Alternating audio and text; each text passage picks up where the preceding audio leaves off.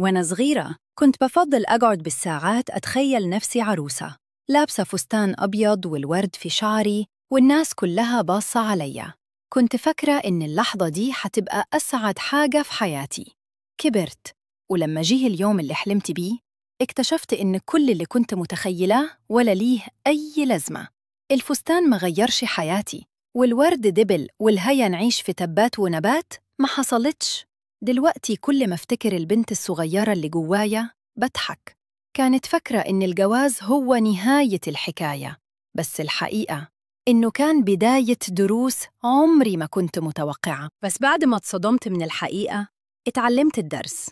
قلت لنفسي ما تعيشيش في أوهام الطفولة، اشتغلي على نفسك. بدأت أتعلم وأقرأ، ولقيت نفسي داخلة عالم تاني خالص، عالم الذكاء الاصطناعي، اللي خلاني أعمل أي حاجة في خيالي وأخلق العالم اللي أنا عايزة أعيشه بالشكل اللي يناسبني. دلوقتي مش بستنى حلمي يجي من بره، أنا اللي بخلق الحلم بنفسي.